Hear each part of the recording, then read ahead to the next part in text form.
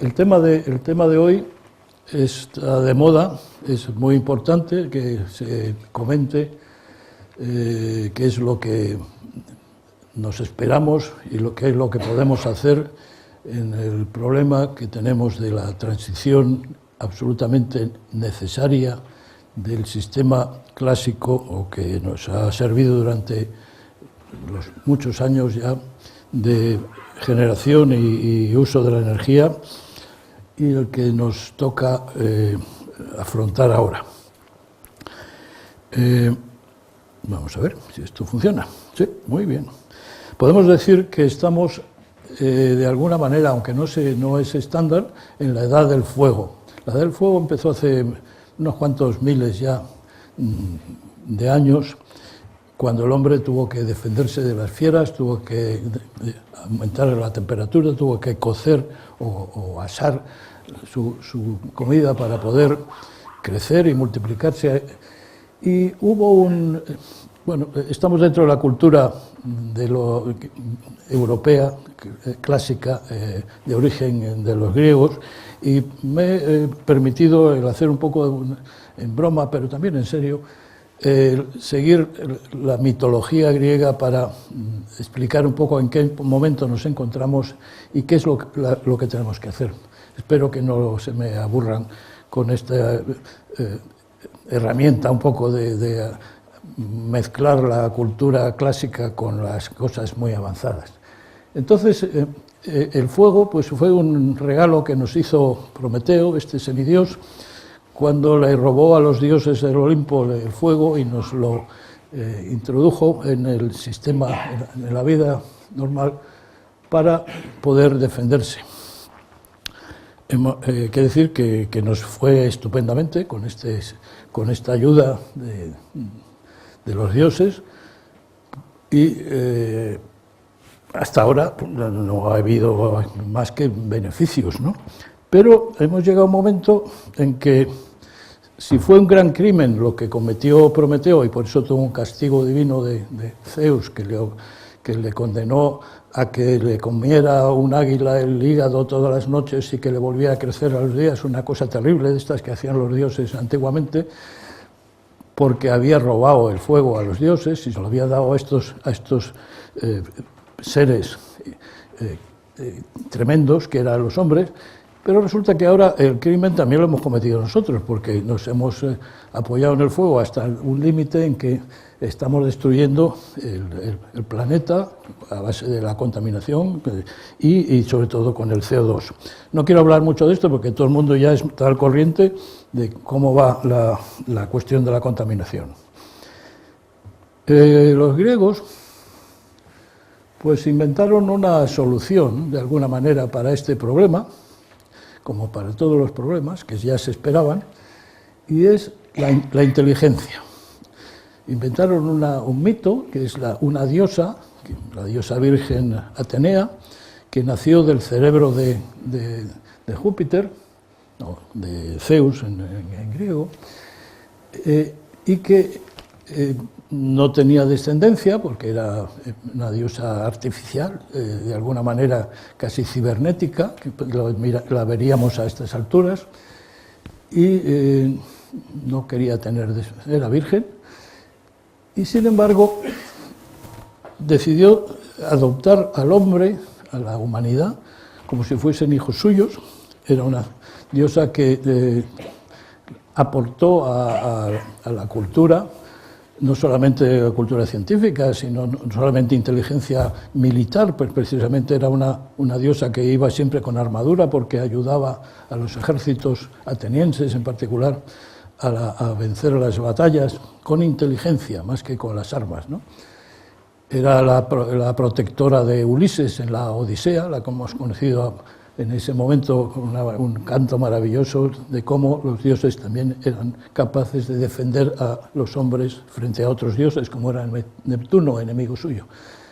Una diosa muy oportuna, aquí la vemos naciendo del cerebro de Júpiter, cuando Hefesto, que era el dios entonces de la ferralla, digamos, de las herramientas, tuvo que con el hacha cortarle la cabeza por la mitad y salió de ahí Atenea.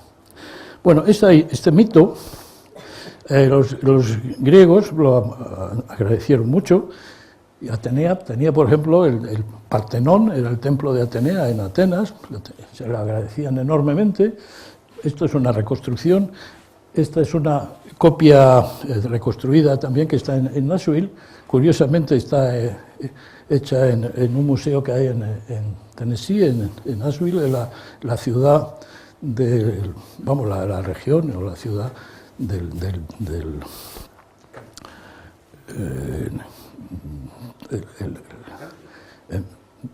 todo el folk, ¿no?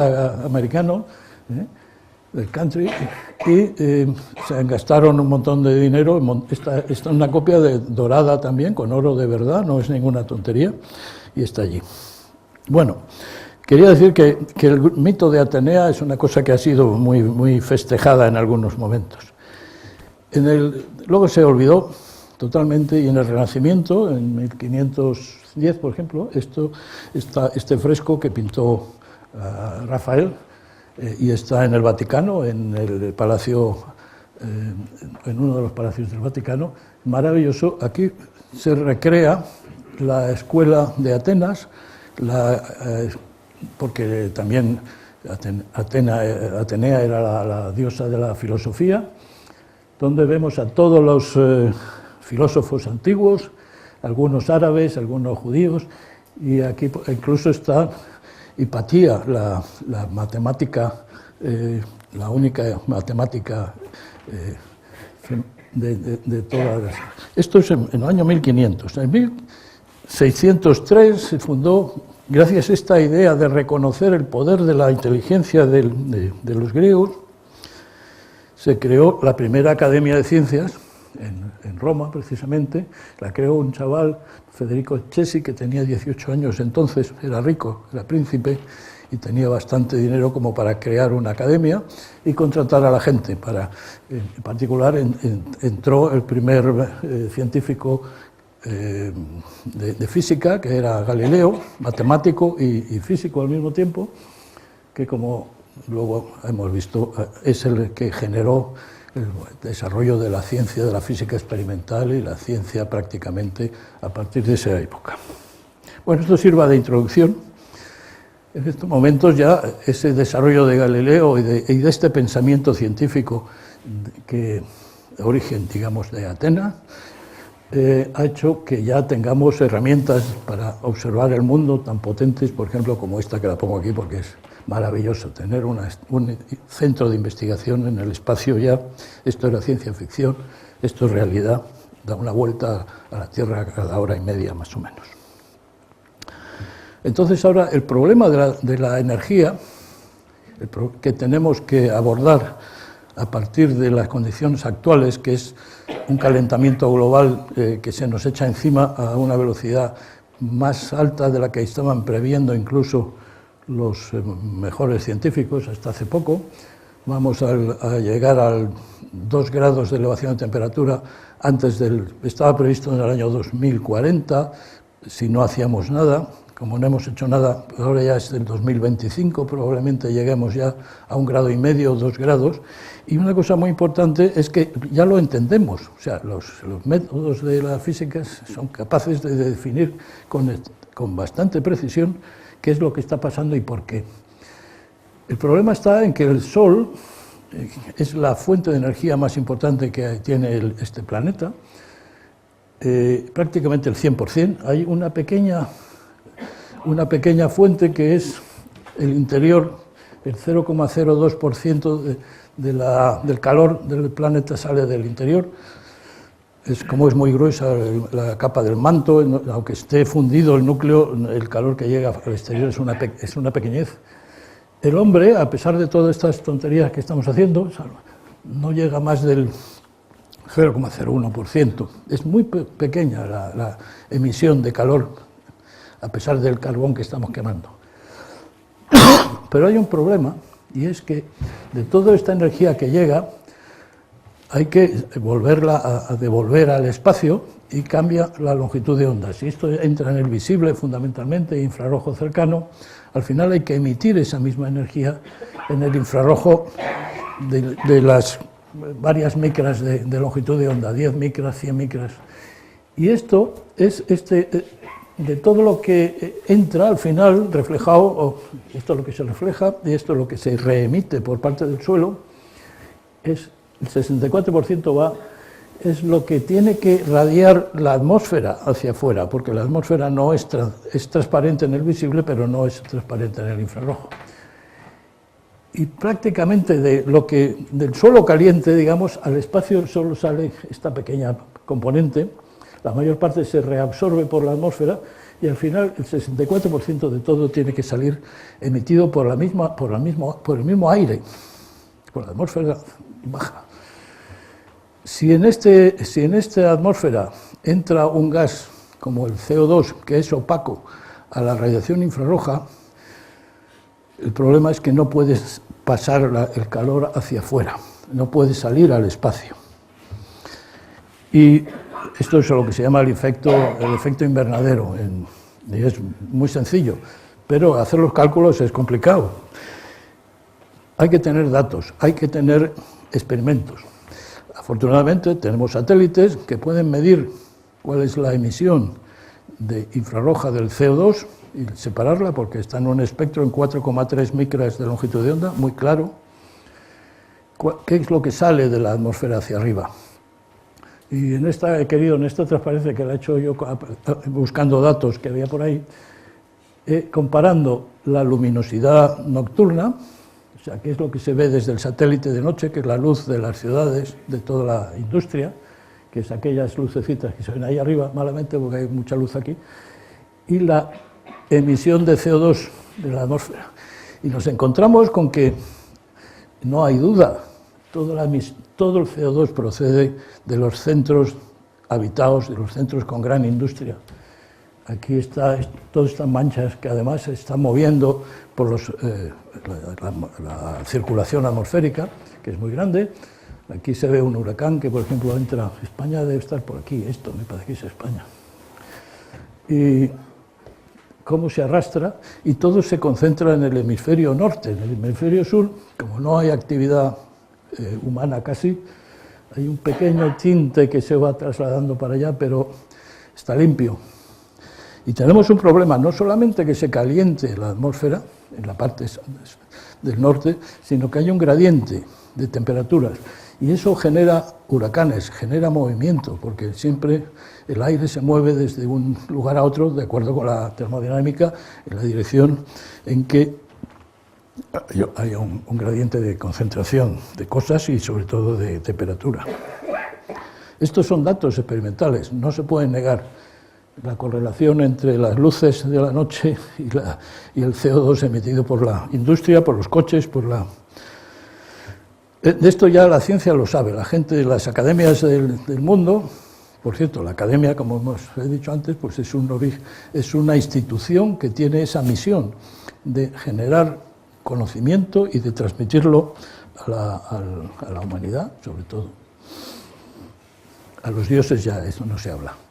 Pero, por ejemplo, los políticos tienen las academias detrás que no hacen más que decirle, cuidado, que esto así no va bien, que esto hay que hacerlo.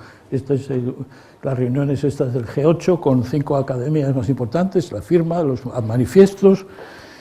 En Europa tenemos ahora ASAC, en la cual participamos nosotros también como Academia Española en esta estupenda lista de 29 academias, porque los 27 más Noruega, más Israel, que también están metidos, asesorando a la Comisión Europea, asesorando hasta el punto en que se dejen, decirle que esto es muy importante, tenéis que financiar y tenéis que apoyar estos cambios que tenemos que hacer obligatoriamente para podernos ajustar a esto. Esta es la EASAC, es una asociación en la cual participamos. España también está, claro, como todas las europeas. Este es un report, este report está basado precisamente en esa observación de la NASA sobre un problema clarísimo que tenemos, es cómo reaccionar al cambio climático. ¿Qué es lo que podemos hacer? ¿Podemos eliminar este CO2 que estamos inyectando en la atmósfera de forma eficiente? Lo pueden pinchando en internet en EASAC está accesible a cualquiera que quiera consultar el report. Un montón de páginas en detalle, que no voy a entrar yo en detalles porque no hay tiempo, pero este es el resultado más importante. Aunque tengamos en cuenta que hay gente que ha hablado de una posibilidad que son las emisiones negativas, es decir, ahora mismo estamos negociando con el CO2. Bueno, si quieres emitir más CO2, más contaminación de CO2, tendrás que pagar más. Bueno, hay una serie de reglas internacionales para que la industria que contamina más pague más en ciertas maneras. Se hacen muchas trampas, la verdad es que no es eficaz. Pero hay otras posibilidades, como por ejemplo es en las centrales térmicas, pues sacar el CO2 de la chimenea y condensarlo e inyectarlo bajo tierra. Hay que reforestar, crear nuevas zonas del mundo donde el CO2 en exceso se convierta en vegetación. Ninguna funciona. Hay una locura, por ejemplo, también una propuesta que es meter en los océanos más nutrientes, de forma que se formen algas verdes que se expandan rápidamente a los océanos y absorban en forma de materia orgánica todo el CO2 de la... Es absurdo y va a destrozar, en principio, ese tipo de acciones son muy contaminantes para el medio ambiente. Si no hay nada, si esta zona azul son las emisiones que están previstas, que no vamos a poder frenar, aunque cortemos radicalmente, lo más rápidamente posible, las emisiones de CO2, van a seguir y la temperatura va a subir. Estos hasta los 2 grados está previsto que se llegue más o menos por aquí, en el 2030. Esto ya está anticuado, lleva ya 2 años de antigüedad esta gráfica. Va más deprisa que esto, ¿no? Es imposible frenar este aumento de temperatura. Y puesto ahí que tenemos un problema, y ese problema habrá que resolverlo de una manera. Las academias europeas dicen esto, las academias de Estados Unidos, por ejemplo la National Academy of Science, pues dice lo mismo, más o menos. ¿Y qué es lo que se está haciendo para...? Pues en Estados Unidos, el profesor, otro académico de la Universidad de Stanford, físico, en este caso teórico y práctico en muchas cosas también, en física nuclear, fue nombrado por el premio Nobel, por supuesto, todos estos que hemos puesto en la lista de firmantes de los manifiestos son casi todos Nobel. Fue nombrado por primera vez un secretario de Estado de Energía en Estados Unidos por Obama, fue nombrado en 2004 y era un defensor a ultranza, como he puesto ahí, de las energías limpias, es que tenía esto claro ya desde el principio. En 2013 tuvo que renunciar al cargo de secretario de Estado de Energía porque había una presión tremenda, ya incluso atacaban a su familia, las grandes empresas estas energéticas de petróleo, unas presiones verdaderamente indignantes, pero tuvo que dejar el cargo e irse a la Universidad de Stanford otra vez y continuó ayudando al nuevo secretario de Estado, es Ernest Moniz, que le recomiendo mucho que vean también, otro físico nuclear, estupendo también en su actividad, pero en 2007 fue cambiado por un ex gobernador de Texas, Rick Perry, amigo de Trump, y que no tiene nada que ver con esto, es del club del rifle, es con ideas de estas muy conservadoras y está desde entonces atendiendo a uno de los problemas más importantes que tiene la humanidad en este momento. ¿Qué es lo que puede hacer la nanotecnología? Como saben ustedes ya, también se ha hablado demasiado, yo no quiero insistir mucho en lo que es la nano, toda la física y la química y la arquitectura, si se quiere, de los sistemas de tamaño nanométrico o mesoscópico, donde las propiedades son cuánticas fundamentalmente, la fenomenología es puramente cuántica, y se entiende mal, pero ya se lleva trabajando mucho tiempo. Se empezó a trabajar también en Estados Unidos. En el 2001, entonces el presidente Clinton, asesorado por gente de la academia, como es Mike Rocco, que era de la National Science Foundation y uno de los impulsores de las nanotecnologías, asesoró al presidente y firmó ese manifiesto que hay arriba, vamos, más que una ley que financiaba con 500 millones de dólares al año el desarrollo de la nanotecnología en Estados Unidos.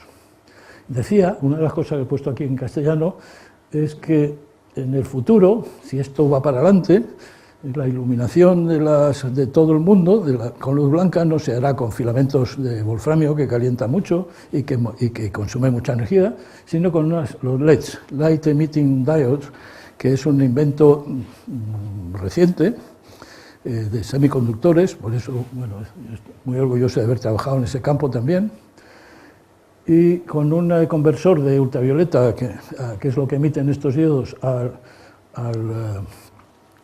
los distintos colores, con unos fósforos, unas quantum dots, que se llaman así y que fabricamos nosotros también, permitirán, decía ahí, que la luz se genere con una eficiencia casi del 100% y, por tanto, con muy poca energía eléctrica.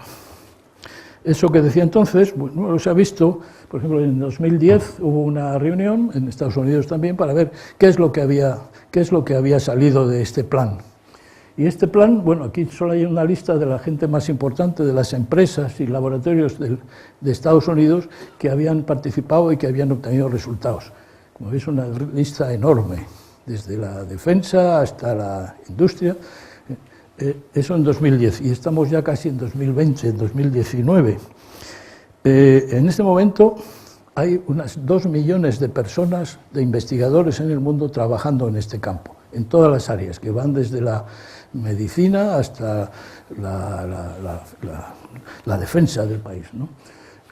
El área más eficaz, la que ha funcionado mejor porque ya habían empezado antes y tenía mucho impulso económico, es la de los circuitos integrados, que ahora mismo es el todo de Internet y el todo en las comunicaciones, todo el mundo tiene un telefonillo con una potencia de cálculo que es 1000 veces mayor de la que podía tener una máquina en los años 60.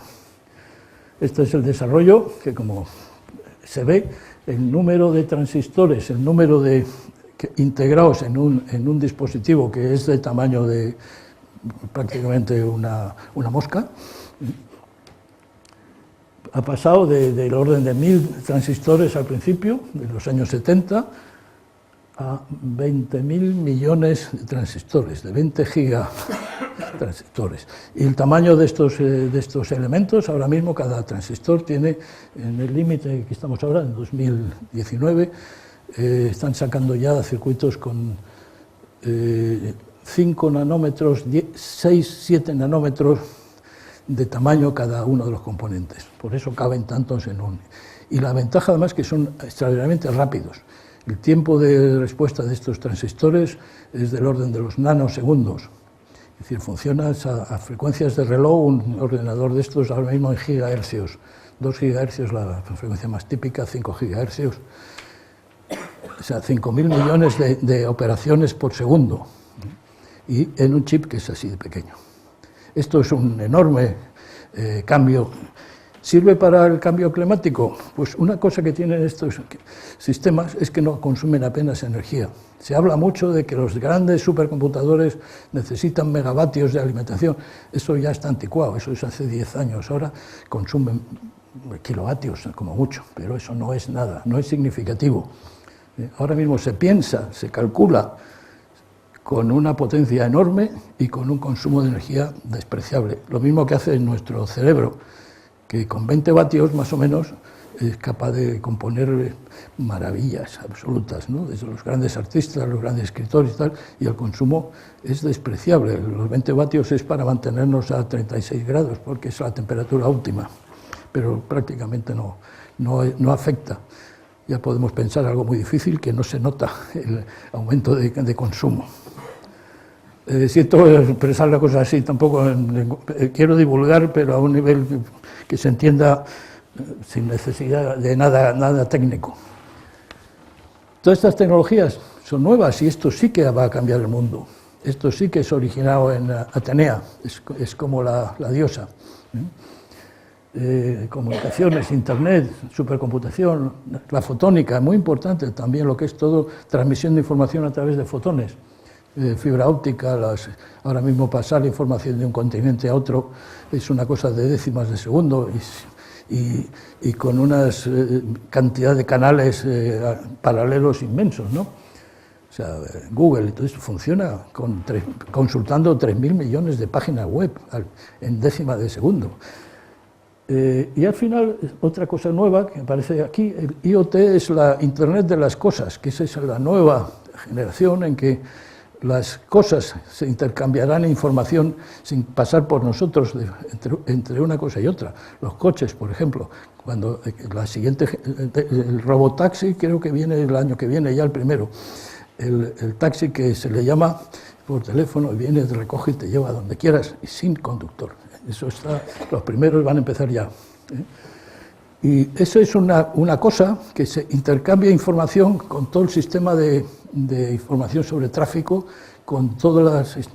prácticamente es una persona, digamos, electrónica inexistente, que va a estar en comunicación con todo el sistema de tráfico en una ciudad. Y por tanto va a ser extraordinariamente seguro, extraordinariamente eficiente. Lo mismo pasa para los transportes, se acabaron, lo siento por los camioneros, pero lo primero que van a ser afectados van a ser los taxistas y los camioneros, que son donde la gente tiene ahora trabajo, pero en pocos años.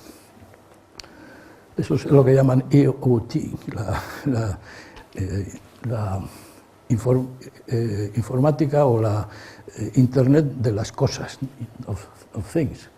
Y la siguiente gran revolución que está por venir todavía, pero es clarísima ya, que va a ser la computación cuántica. En lugar de utilizar todo ese inmenso desarrollo digital que está prácticamente llegando al límite cuántico, ya con 6 nanómetros el efecto túnel es más grande que otra cosa, no va a poder seguir esa ley de Moore, pero ya hay opciones. Aquí un poco en esta transparencia insisto en los láseres porque es lo que yo he trabajado más, y en todo lo que son comunicaciones en fibra óptica. Y este es el famoso LED ese de blanco, de luz blanca, que ahora está en todos lados, y que es un desarrollo que se originó en este grupo de profesores japoneses, en particular el que más ruido ha metido, pero los otros dos señores, Akasaki y Lamano, son muy importantes también, pero discretos investigadores en la universidad, es Nakamura. Nakamura estaba en una empresa, en Nikkei, y tuvo un problema porque había inventado un método de fabricación de los diodos estos de luminiscentes de ultravioleta, y le dijeron que eso no servía para nada. Total, que al final la patente que él echó adelante con sus propios medios, la empresa luego no le quería reconocer ese valor cuando él se tuvo que marchar a Estados Unidos porque la empresa no le hacían caso. Ha tenido unos grandes problemas legales con eso, pero al final los LEDs se fabrican en miles de millones de LEDs al día, casi todo en China, que es más barato. Pero él es el origen de toda la luz blanca que hay ahora mismo en todas partes, prácticamente ya extendida en todo el mundo, es una patente de este señor. Otro señor, que es Leo Saki, otro japonés, en este caso amigo mío y muy querido, Nobel de Física en el año 73 por el efecto túnel, es el padre de toda la nueva electrónica y optoelectrónica cuántica, basado en que cuando las funciones de onda de un emisor, por ejemplo un átomo, se confinan externamente a dimensiones de 2 o una dimensión, o 0 dimensiones, que son los quantum dots, tienen propiedades maravillosas, como por ejemplo eficiencia cuántica prácticamente 100% para emitir y absorber luz.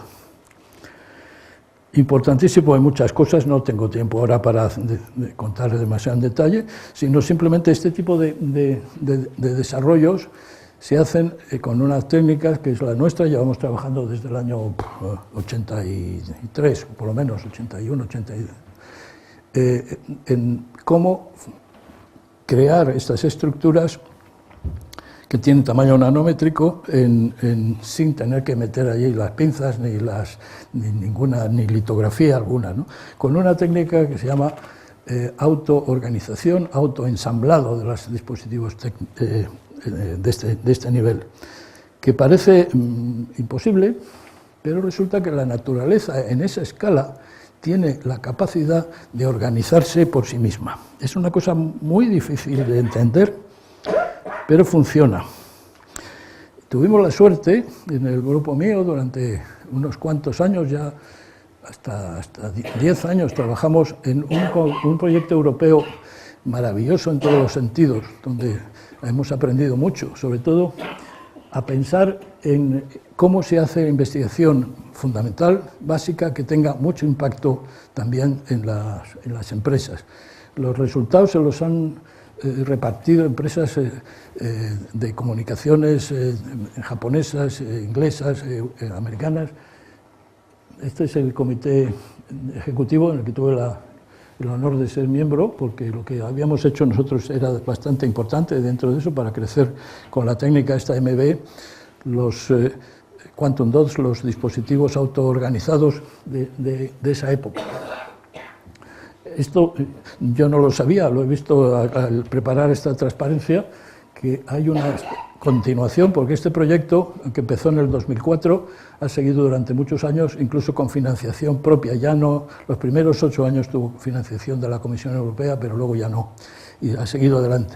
Y a alguno de los miembros, supongo que está en la Universidad de Leipzig, ha publicado esta figura y dice aquí que ya seguiremos, ¿no? Pero me ha hecho mucha gracia porque el símbolo es que el cerebro humano está hecho autoorganizadamente. Ahí nadie ha hecho primero un plano ni funciona por sí mismo y basado en la vida, en la experiencia de todos los días. Sabemos hacer cosas. Me pido perdón por no poder explicar las cosas muy en detalle, pero es que es muy importante llegar a... Señor presidente, ¿me puedes avisar cuando falte un cuarto de hora o así? Porque casi ya, ¿no? Bueno, voy un poco demasiado deprisa, pero luego, si hay tiempo, prefiero contestar preguntas. En vista de esto, de lo bien que se nos comportan las partículas cuánticas en el reactor, que allí se van colocando en su sitio más o menos por su cuenta y tal, de acuerdo con unos trucos. Aquí hay gente que sabe de esto bastante y que es asombroso, ¿no? Cómo se hace, a un semiconductor, a una estructura que está creciendo, porque se le inyectan haces de partículas, en el caso, por ejemplo, del arsenio de galio, pues de arsénico, galio, silicio, germanio, todos los dopantes, con unos chorros en vacío, en ultraalto vacío y en condiciones muy controladas, y va creciendo una cosa que pueden ser, por ejemplo, pozos cuánticos, que pueden ser hilos cuánticos, pueden ser que tienen propiedades tan estupendas como para fabricar un láser luego, que tenga una potencia alta, etcétera, ¿no? Con eso. Y en vista del éxito, pues se nos ocurre, ¿y por qué no somos capaces? Hay muchos trabajos de ciencia ficción, muchos libros de estos en que asustan a la gente. Pues la naturaleza sabe hacer cosas como, por ejemplo, los foraminíferos, a base de sacarle los iones al agua del mar, iones de calcio, de magnesio, de silicio y tal, ir formando estructuras artificialmente, pero se hace de forma natural, ¿no? Por ejemplo, toda esta maravilla de las conchas de los foraminíferos, que tienen estructuras complicadas, pero se hacen a sí mismos, ¿no? Si tienen tiempo y ganas, hay una página web sobre estas estructuras diatomeas, de un español, ahora mismo no me acuerdo cómo se llama, que hace las fotos en microscopía electrónica. Es una cosa maravillosa, simplemente la variedad de formas de vida que tiene un esqueleto tan estupendo como esto, hecho por sí mismo. Entonces, cuando hemos intentado hacer cosas en el mundo este de la biomateriales a base de nanotecnología, lo llaman bionano, lo llaman ahora, así, nos hemos dado cuenta de una cosa que yo quería comunicarles.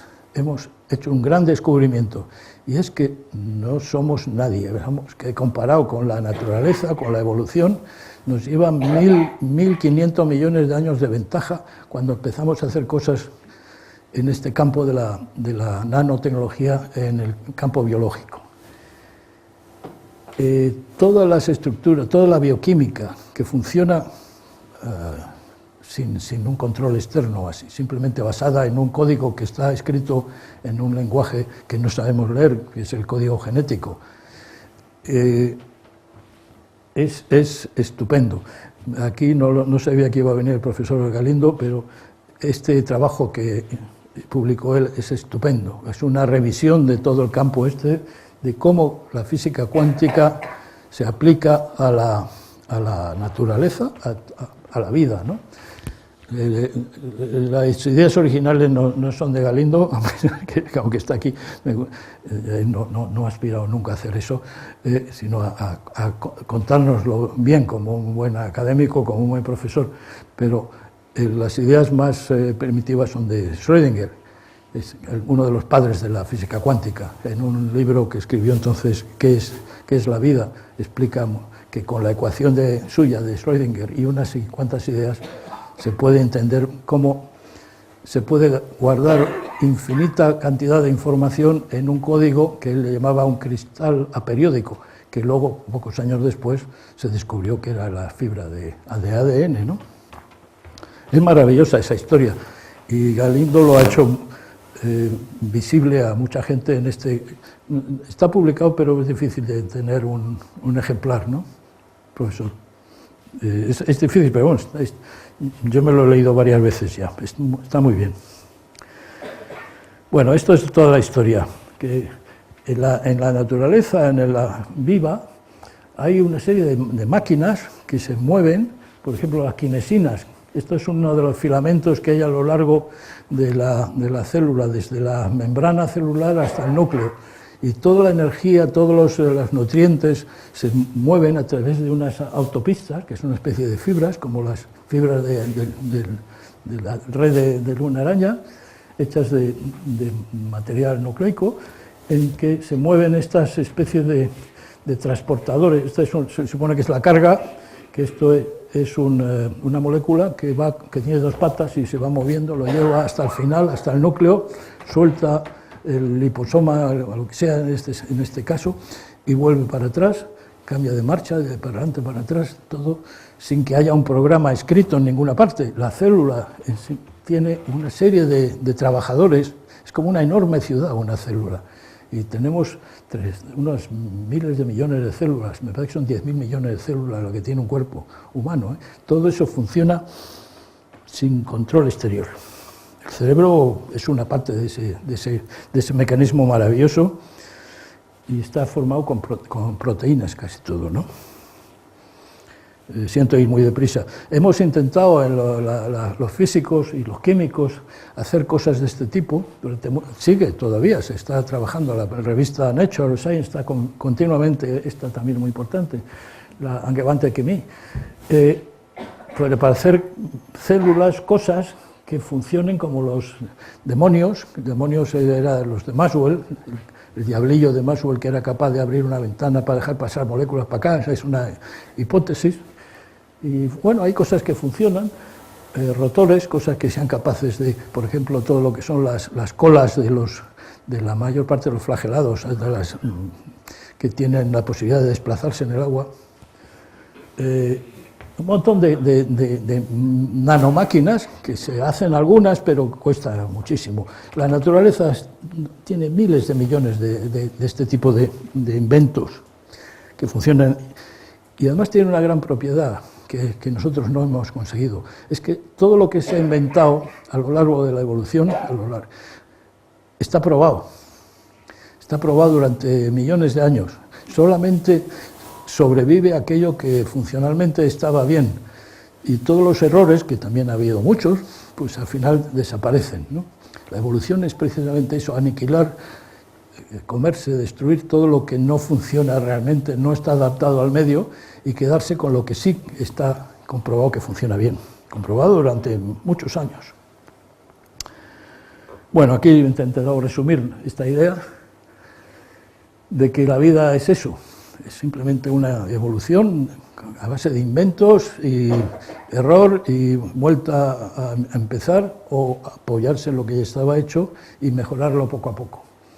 Y todo eso son sistemas, por ejemplo, que son defensivos también para el sistema inmunológico, para defenderse de cualquier cambio externo, y lo hace bastante bien. Al final tenemos gripe todos, pero anginas, pero al final sobrevivimos gracias a que ese sistema inmunológico funciona muy bien. Y una cosa que quería señalar es que la vida ha funcionado siempre con energía natural, con energía del sol, no había otra. Al principio de la vida, cuando se supone que en estas chimeneas submarinas que había energía química, porque salían muchas moléculas con concentración alta de azufre, había un gradiente de temperatura y tal, podía ser, todavía no se ha comprobado, que funcionaran algunas de las primeras células con energía simplemente química, que procedía del interior de la Tierra, ¿no? de ese 0,02% de energía que viene del subsuelo. Pero el resto no hay más que la energía que viene del Sol. Y una cosa que quería señalar es que nunca ha utilizado tecnología nuclear. La radiactividad es una cosa que la naturaleza ni la ha usado nunca, ni sabe cómo defenderse, porque no ha sido necesario. No dispone de ninguna defensa en contra de las radiaciones ionizantes. Por algo será. Lo que hagamos ahí es muy peligroso porque no sabe la naturaleza defenderse. La fuente de energía ha sido siempre el Sol. Y ahora, desde nuestro punto de vista ya, digamos, desarrollado ingenierilmente, el Sol resulta que es un reactor de fusión. Ese reactor que queremos en el futuro desarrollar, pues está ahí arriba. Y tiene una potencia de 10 a 17 gigavatios, que es como 10 a la 17 reactores nucleares de los más grandes. Y ha funcionado durante 4.500 millones de años, que nosotros sepamos bastante bien, sin mucho problema. No tiene averías previstas antes de los 10.000 millones de años de vida. La distancia es de unos cuantos millones de 150 millones de kilómetros, suficiente para que nos llegue la cosa ya muy bien adecuada en cuanto a potencia por metro cuadrado, porque si no estaríamos fritos. La energía se distribuye sin cables, por radiación electromagnética, en el espectro visible infrarrojo. Bueno, hay una serie de cosas estupendas y, entre otras cosas, estamos apantallados por una coraza de tipo de ciencia ficción, una coraza magnética. Cuando la nave tiene un ataque enemigo de estos, pues se abre la coraza para que no lleguen los proyectiles enemigos, ¿no? Los rayos láser. La Tierra lo tiene, se llama campo magnético y funciona muy bien. Solo tiene dos agujeros, por el polo norte y el polo sur, donde a veces se ve la radiación esta que entra en forma de las auroras boreales, que son pero no hacen nada porque están en los polos, precisamente. Bueno, eso que es una cosa maravillosa y que la naturaleza ha aprovechado y muy bien. Quería señalar, por ejemplo, una sola cosa: las algas verdes, esas algas que nos molestan en los estanques porque todos los veranos salen. Y la más famosa es una que se llama Volvox, que se organiza en forma de colonias. Cada una de estas pelotillas es una célula, y de cuando en cuando forma una colonia esférica, pero están unidas de una a otra con unos filamentos, como una cuerdecilla, que son estas que se ven ahí, una red. Y cada una de estas pelotillas, que es esta célula grande que he pintado aquí, de esta colonia, cada una de estas células que tienen aquí el filamento, que aquí no se ve, más o menos está por ahí, y tiene una cosa estupenda. Esto es un organismo unicelular, no tiene más que una, pero una célula tiene un ojo. Este punto que hay rojo, amarillo, que tienen todas mirando hacia afuera, le permite saber en qué dirección viene el sol, para colocarse de forma que absorba más energías. Se ponen en la superficie de los estanques y con ese ojillo siempre miran arriba. Ese ojillo es una proteína, no tiene ninguna estructura y es suficiente para orientar la célula de forma correcta. Maravilloso. Y aquí Stanislav Lem, que es un físico, escritor de ciencia ficción que casi nadie conoce, pero que era una visión de futuro magnífica, decía que el código genético de este alga es el bestseller, es como un libro donde está la historia de la evolución y la historia de la propia célula, escrito, y que se ha vendido durante 1.500 millones de años, casi, siempre el mismo, no ha cambiado casi nada, con 10 elevado a 32 copias vendidas, colocadas en el mundo, que es un número inmenso, y que ha generado el oxígeno de la atmósfera terrestre, ha generado la vida prácticamente, ese tipo de invento. Es fundamental entender, y quería nada más que dar esta figura, que esa absorción de energía del Sol se hace con un proceso cuántico, que es la fotosíntesis, que genera estructura orgánica, que genera hidrógeno y oxígeno separados, que genera CO2, el CO2 lo descompone para generar por un lado oxígeno, carbono, estructuras de hidrocarburos y tal. Se está estudiando todavía, pero hay mucha evidencia de que hay un proceso cuántico complicado, de coherencia, que a temperatura ambiente, que no es elemental, por supuesto se está trabajando mucho en ello, pero que ahí hay una naturaleza que, aunque no haya leído ningún libro de física, aunque no sepa nada de cuántica, es capaz de producir unos efectos estupendos, como es la vida, con cuántica no del libro de primer curso, ni de la carrera, ni de la tesis, sino precisamente del borde del conocimiento en este momento. La frontera del conocimiento en física cuántica está precisamente ahí. ¿Qué pasa con la cuántica de la vida después de muchos años? Bueno, aquí nos dice la naturaleza que para vivir, si queremos salir del problema que estamos haciendo de recalentar el planeta, pues es adaptarse a lo que hay. Y resulta que adaptándose a lo que hay, se vive mejor que haciendo salvajadas como tener millones de coches en una ciudad, por ejemplo. Una de las maneras más sencillas es absorber la energía del sol, convertirla en energía eléctrica y empezar a gestionar esa energía eléctrica. Esto es muy antiguo ya. Las células solares, las granjas y tal, están basadas en una cosa elemental, como es un diodo de silicio, que es un artificio muy sencillo, no tiene más que un polo positivo y un polo negativo. Un sencillo, diría que una de las personas que está aquí no es tan sencillo, es muy complejo, pero que conceptualmente es muy sencillo. Y que todavía tiene mucha carrera por recorrer, porque esto es el desarrollo a partir de los años 70, en que ya se empezó a decir, pues eso del sol puede ser interesante. Esto es desde el 75 hasta el 2020. Estas son las distintas propuestas y líneas de desarrollo tecnológico que hay en el mundo, diferentes materiales. Esto es una carta que presenta, que hace todos los años NREL. NREL es precisamente una institución del Estado norteamericano. Estos son funcionarios los que trabajan en NREL. No es la libre, digamos, economía, no es la libre competitividad, no, son funcionarios de toda la vida y son los mejores de todo el desarrollo americano y del mundo. Aquí ven, pues, células solares hay. Las típicas de silicio, como son muy sencillas, pues han ido mejorando. Estas azules que hay por aquí, y llegan a rendimientos del 27%, 20 por ahí, que está muy bien y ya es muy útil. Son de placas de silicio monocristal o policristal.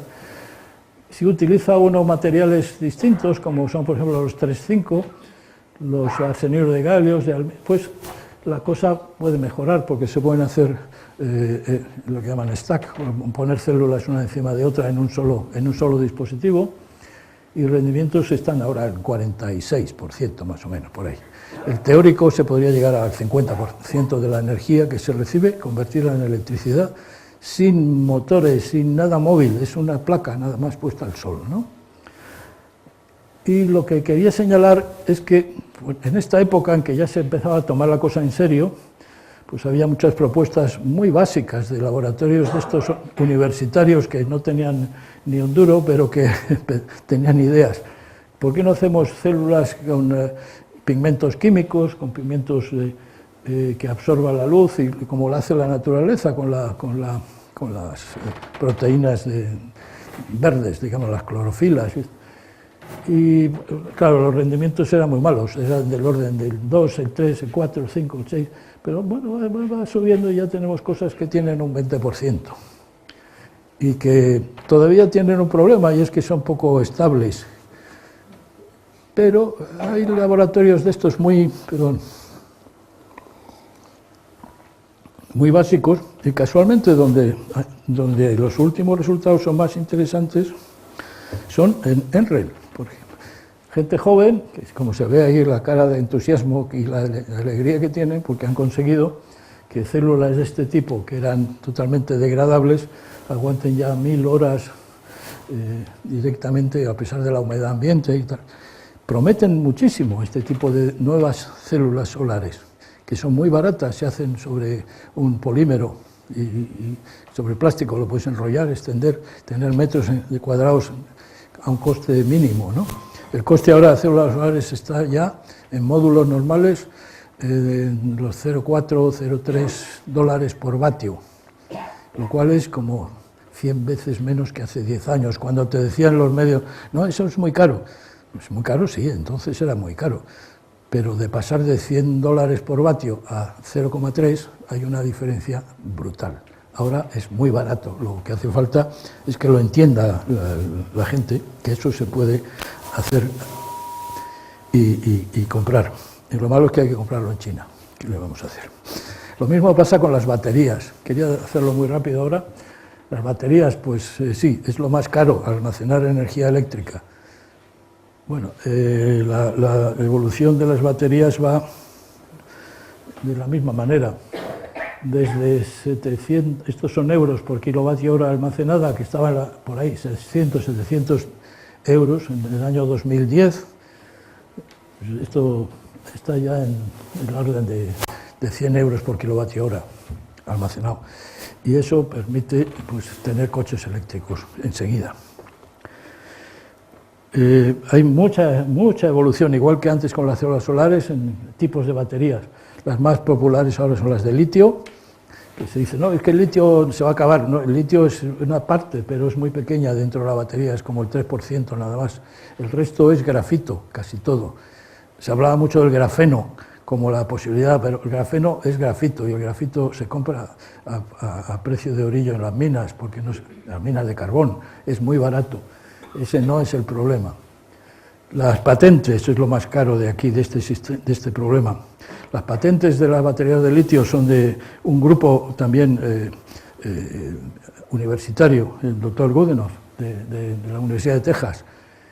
Son del año 96. Y las estructuras de estos materiales tipo olivino, que es, por cierto, un mineral muy barato, pero que hay que doparlo adecuadamente. Y ha habido una gran lucha, y sigue adelante, entre distintas compañías, ¿no? Bueno, ya prácticamente estoy acabando. El grafeno era un gran invento hace 5 años. Hablaba del futuro de la nanotecnología de grafeno para circuitos integrados. No existe ni va a existir. Aquí decía uno de los inventores, el profesor, está Game, hicimos un proyecto con él, o sea, le conozco mucho, André, y ¿no? Le preguntaban, ¿y cómo no ha patentado el grafeno? Pues es que lo habíamos pensado, pero hablé con un gran ejecutivo de la empresa Intel, de los semiconductores, y me dijo, si esto que han hecho, se han descubierto, sirve para algo, pues vale, una patente es una cosa interesante, pero si no sirve para nada, pues está usted perdiendo el tiempo. Dice, y si sirve, entonces nos enteramos nosotros los primeros, y tenemos abogados con una potencia legal tan alta que su patente no vale para nada, con lo cual están perdiendo el tiempo de todas maneras. Y entonces dijo, no, pues no la presento. Y hizo muy bien, porque no sirve para nada. ¿Por qué? Porque en ese campo de la microelectrónica el grafeno es un semimetal, no es un semiconductor que pueda hacer transistores con él. Hay otros materiales en 2 dimensiones que sí, pero no es grafeno, ¿no? Sí sirve para algo, y esto es una cosa que quería comunicarles. En física y en todas las ciencias básicas hay una cosa que es muy difícil de hacer, y es prever qué es lo que va a salir. Porque cuando la investigación es buena, es de alto nivel, de las que descubren cosas, los descubrimientos no se pueden prever, porque la propia definición de descubrimiento es algo que no se sabía antes y que de repente has visto. Y entonces eso no se puede prever. Si lo prevés es que ya no es un descubrimiento, es que no sirve. Cuando descubres algo, es algo que ha salido no por casualidad, porque tienes que tener un buen entorno científico, tienes que tener una buena universidad, tienes que tener una serie de científicos trabajando en cosas que lo hacen porque les da la gana, porque están pensando en algo nuevo. Pero no puedes, con la administración no puedes controlar eso. Y eso la gente que sabe, son las grandes universidades del mundo, les dan dinero para que hagan lo que quieran. Y si no, pues no se lo dan. Si no son buenos, mejor no se lo des. Pero dárselo a alguien porque tú sabes que esto se va a poner de moda, no. Eso es un error tremendo. Se puede hacer en la industria, cuando quieres competir con otra industria, pues a copiar, pero no en la investigación. Eso es una enseñanza que yo creo que es muy importante, y sobre todo comunicarse a los que pretenden dirigir la investigación. El grafeno no sirve para nada, pero hay una propiedad curiosa que sí descubrieron estos de una empresa de defensa americana, la Lockheed, es que cuando la bombardeas con oxígeno se le hace agujeros en las membranas estas de grafito. Esos agujeros tienen un tamaño muy pequeño, que es eso que pinta ahí, se hidrolizan con el agua y se forma una especie de anillo que tiene un agujero que cabe, en ese agujero cabe una molécula de agua, pero no cabe un ion disuelto en agua, por ejemplo, el calcio, cuando se ioniza, o el carbono, por ejemplo, ¿no? Cuando forma ácido carbónico. El ion tiene una esfera de hidratación alrededor que hace que no cabe físicamente por el agujero.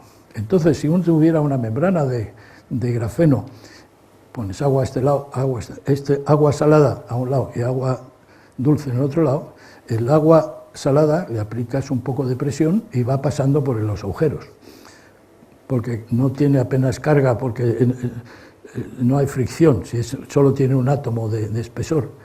El agua pasa, pero los iones llegan y rebotan en la membrana porque no caben por el agujero.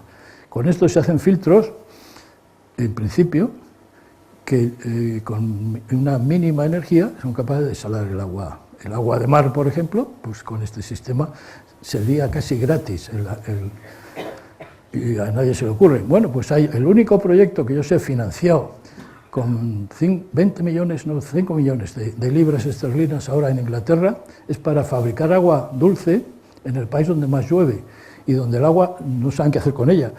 Pero hay unos grandes estanques en los reactores nucleares que se usaron para generar las bombas atómicas británicas y los submarinos, una serie de reactores cerca de Londres, en los que han echado los residuos radiactivos a unos grandes esteros de agua que tienen allí. Cuando llueve se va subiendo el nivel y no lo pueden desaguar, porque si lo echan al río aparecen inmediatamente los detectores de radiación.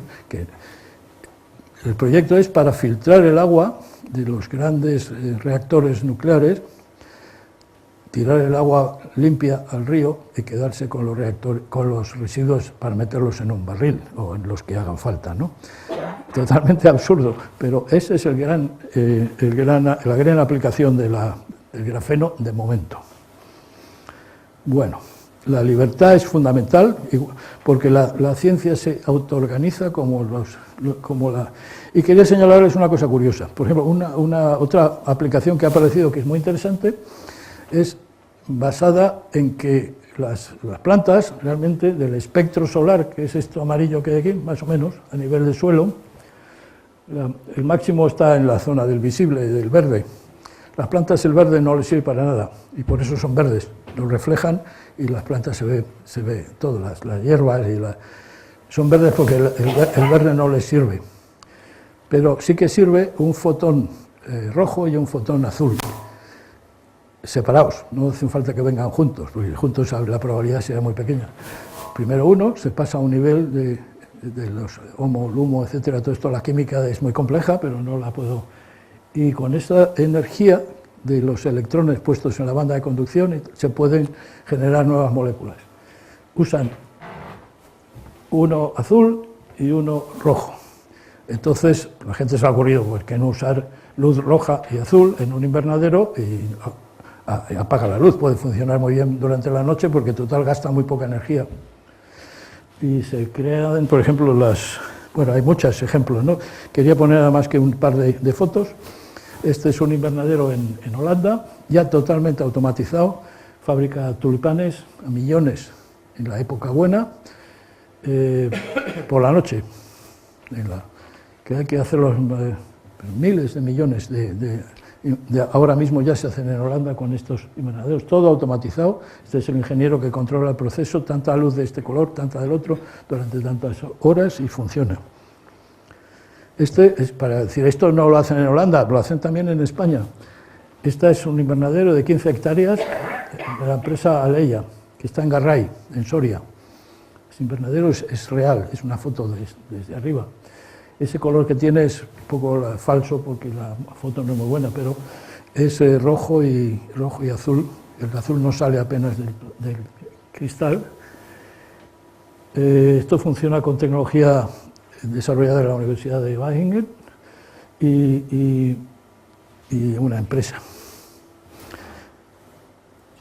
Es otra vista es real, lleva ya un par de años funcionando y las rosas se venden muy bien en San Jordi y son de tallo muy alto.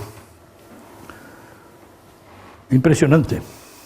Aquí quería señalar otra cosa. En Almería tenemos aproximadamente 300, he puesto 200 porque también hay tierra por medio, pero unos 300 kilómetros cuadrados de superficie recubierta de plásticos y de explotaciones agrícolas. En verano el problema es que hay que abrir los invernaderos porque se cuecen, porque la temperatura sube a 50 grados. Para el crecimiento de las plantas la temperatura óptima está entre los 21 y los 21,7 grados, más o menos. Es la temperatura en que todo crece más deprisa. Por eso irse a Soria es muy interesante, porque ahí es fresco. En todo caso se puede generar algo de calor en invierno, pero hay que refrigerar. En Almería no saben qué hacer. Hay una época que se hace mucho dinero, que es justo el comienzo de la primavera, al final del invierno, donde uno tiene una competitividad buena comparado con el norte de África, pero el resto es un problema tremendo. Si eso mismo lo recubrimos con células solares, que ahora son baratas, y en invierno se abren, se levantan para que entre el sol en las pocas horas que hace falta para que crezcan bien las fresas y la horticultura, el resto del año se cierran prácticamente para que absorban la luz del sol, se dejan separadas un poquito para que circule el aire, producen una cosa que es estupenda, las células solares, electricidad y sombra, que la agricultura, la sombra es una cosa muy apreciada en los sitios donde hace mucho calor. Con esto se tiene dos cosechas, una de fruta, la misma que ahora o más, puesto que se puede extender un poco más la producción, incluso en el invierno con luz artificial, y una cosecha de kilovatios hora que al precio que está el kilovatio hora es casi más que las fresas ya. Bueno, es una broma, pero cosas de estas no se hacen, pero se pueden hacer y son absolutamente interesantes.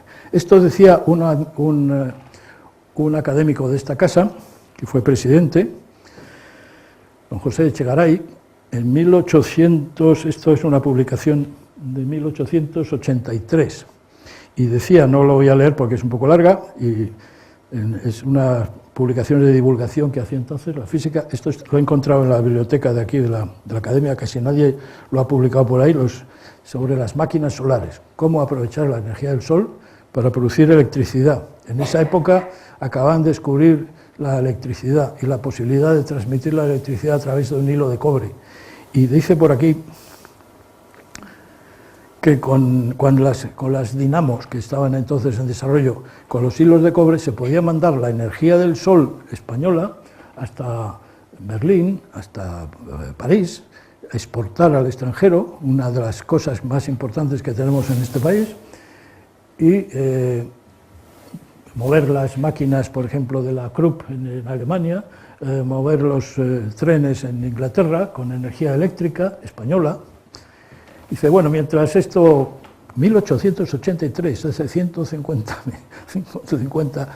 años, ¿no? Y nadie le ha hecho caso, ni siquiera se conoce esto que está aquí en la biblioteca, pero nadie lo conoce por ahí. Lo voy a poner yo en la página web de la Academia por si ustedes lo quieren leer, porque es una cosa muy divertida. Y al final dice, bueno, mientras tanto seguiremos tomando el sol en la Puerta del Sol, porque otra cosa no se puede hacer en este país, no vale para nada. Bueno, le quería señalar, esto lo hago para gente joven, que veo que es muy poca, prácticamente ninguno, pero allá ellos. Se ha puesto de moda en Japón Atenea, de nuevo, y han inventado esta diosa que se llama Saori Kido y que tiene un montón de seguidores entre los estudiantes, porque es la protectora de los estudiantes, de los que quieren aprender y los que quieren saber cosas, ¿no? Y la tienen endiosada, tiene una pinta así también de Atenea griega, la he descubierto por casualidad. Y muchas gracias por su atención, nada más.